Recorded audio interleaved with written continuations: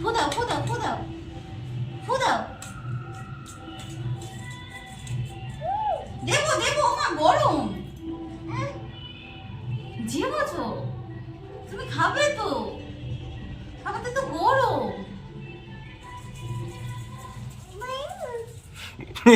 দেবো দেবো মা দেবো। কেটে ফেলে দিতে হবে না?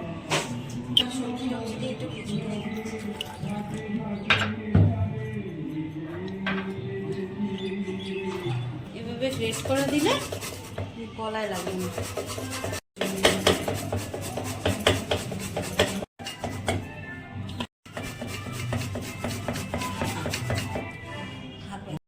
আপাতত বাবুর খাবার কি খিচুড়ি, ওটসের খিচুড়ি।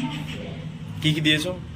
এই তো পেঁপে, আলু দিয়েছি, গাজর দিয়েছি, বিট দিয়েছি, আর মুসুর ডাল আর ওটস, আর তার সাথে যত সবজি টবজি আছে। এটা কি করবে এখন? চুলে নিয়ে এটা চুলে নিয়ে প্রেসারে দিয়ে দিই। প্রেসারে দিয়ে? প্রেসারে দিয়ে 2 সিটি।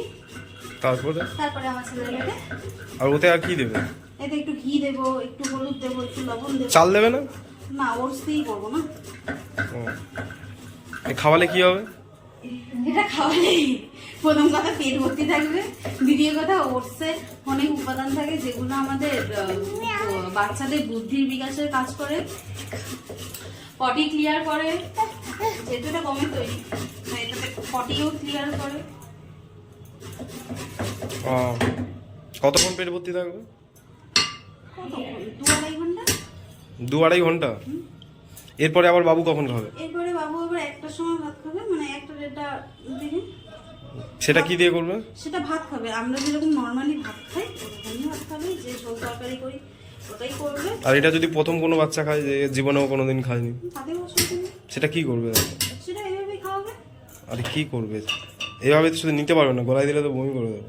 আরে এটা তো এইভাবে থাকবে না, এটা তো একদম পুরো কেটে যাবে। আর বেশি থেকে বেশি যদি একদমই খেতে না পারে যে ধুয়ে নিতে হয় ভালো করে। ওটস না ধুলেও চলবে, কিন্তু ডালটা যেহেতু একসাথে ডাল আর ওটস ভিজিয়ে রেখেছি, তাই এটা বাচ্চাকে প্রেসারে না দিলেও বাচ্চার মুখেও লাগবে না আর কোনো সমস্যা হবে না। এতে আর কি কি সবজি দেওয়া যাবে? এতে সব সবজি, যে যত সবজি পারে, যার ওখান মানে সিজনিয়াল যত সবজি আছে সব সবজি দেওয়া যায়। খিচুড়িতে আমরা যত ধরনের সবজি দিতে পারি এটা সেই দিয়েই করি। আমার বাচ্চা যেহেতু দিনে 2বার ভাত খায়, তাই আমি ভাতটাকেই অ্যাভয়েড করে যাই, মানে কিন্তু সেটা চাল ছাড়া। এটা কলের জল দিয়ে বসিয়ে দেবে? কলের জলই ইউজ করবে, নদীর জল কে ব্যবহার করবে?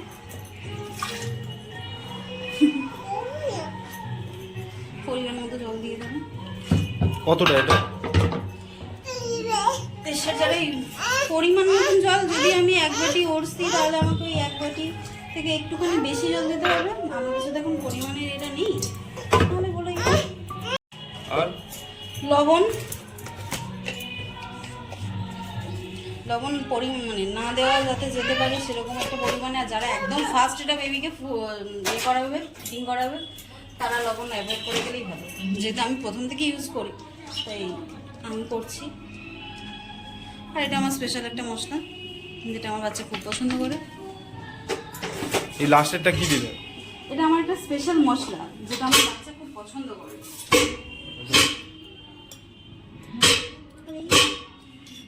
চামচের আগায় যতটুকুনি ঘি উঠবে ততটুকুনি ঘি। ঘি ঘি কারোর কাছে বাটার থাকলে সে বাটার দিয়ে দিতে পারে। বাটারও দেওয়া যাবে? সব দেওয়া যাবে। বাপরে, কালারটা দেখ। এই কালারটা হয়েছে কি কারণে?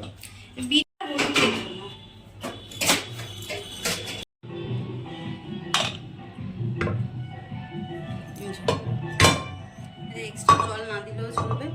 যদি কেউ মিক্সিতে দিতে চায় তাহলে এতে এক্সট্রা জল না দিলেও চলবে। আর এমনি খাওয়াতে চাইলে তো তার বাচ্চা এটা ইজিলি নরম খেয়ে নিতে পারবে।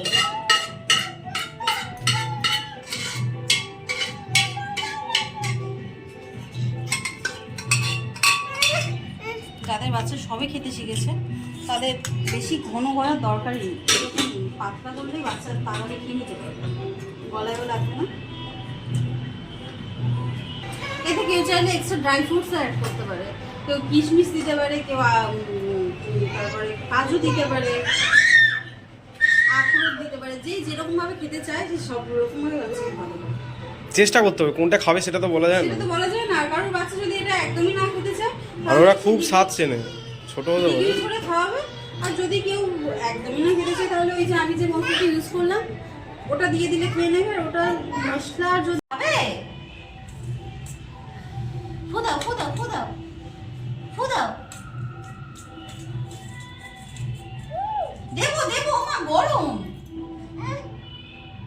যেমছো তুমি খাবে তো, খাবারটা তো গরম।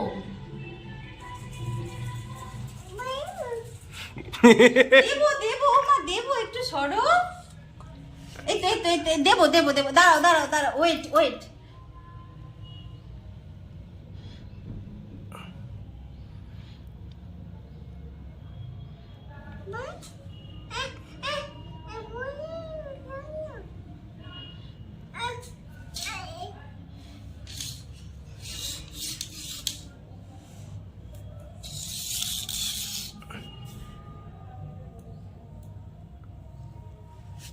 কেমন খেতে?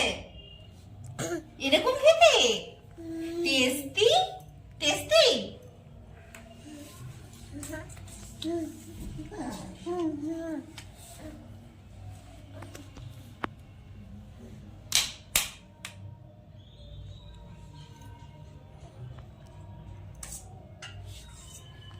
যাদের বাচ্চারা খেতে চায় না, না এরকম ধরনের হালকা টেস্টি খাবার দিলে প্রত্যেকটা বাচ্চাই খেতে চায়। বাবা এটা হাত কেটে যাবে, দাও। শুধু খেতে চায় না, খাওয়ার জন্য আগ্রহী থাকে।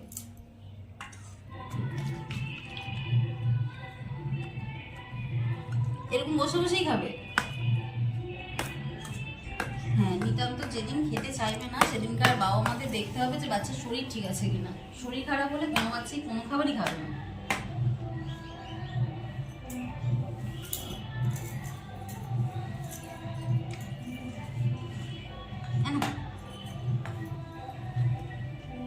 আর খাবার খাওয়ানোর সময় বাচ্চাকে একদম জল দেবে না। জল খাবার খেয়ে নেওয়ার পরে খাবে, বা খাবার খাওয়ানোর 2-5 মিনিট বা 10 মিনিট আগে জলটা খাইয়ে দেবে। খাবার খেতে খেতে জল খেলে ওরা কিন্তু আর কোনো খাবারই খাবে না।